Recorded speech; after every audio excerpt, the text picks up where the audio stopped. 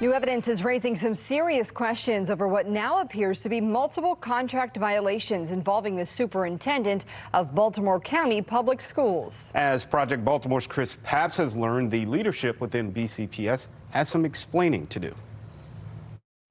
Employment contracts for school superintendents are important. They lay the groundwork for how your tax dollars are spent, while creating a framework for how school leaders operate. With that in mind, Project Baltimore for weeks has been trying to obtain documents regarding potential violations of Superintendent Dr. Miriam Rogers' contract. But some of those documents we have not been able to obtain, and we just found out it's because they don't exist. This email from Baltimore County Board of Education member Julie Henn to Project Baltimore is damning. We received this message in response to an email we sent every board member requesting documents related to approvals and expenses connected to Superintendent Dr. Miriam Rogers' relocation to Baltimore County. Henn's email states, "The board neither received nor approved a request to extend the deadline for the superintendent to establish residency. Likewise, we neither received nor approved any expenses or estimates for expenses associated with the superintendent's relocation." Board members Felicia Stilusky and Maggie Domanowski also emailed Fox 45 stating the same thing.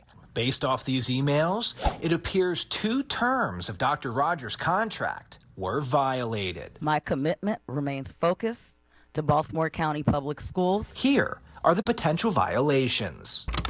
Violation number 1. According to Rogers' contract, the board requires that the superintendent live in Baltimore County, Maryland, and that she shall relocate to Baltimore County within 1 year of beginning her term unless extended by the board in writing. Rogers became superintendent in July of 2023. Our core purpose is centered on increasing achievement for all students, And was supposed to be residing in Baltimore County by July of 2024. But she was not. The school system says Rogers completed her move in September of 2024.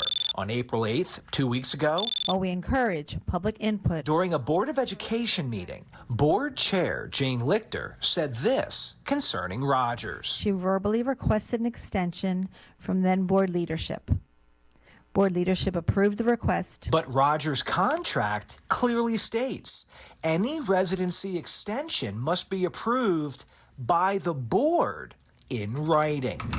On April 11th, Project Baltimore filed a public records request for that written approval. BCPS replied on Wednesday afternoon, "There are no responsive records." In other words, it does not exist, which is a violation of the superintendent's contract. Potential violation number 2. According to Dr. Rogers' contract, prior to relocating to Baltimore County, the superintendent shall provide the board with estimates from 2 moving companies, and the board agrees to reimburse the superintendent for the amount of the lower estimate, up to $15,000. These are those moving expenses, obtained by Fox 45 also from a public records request.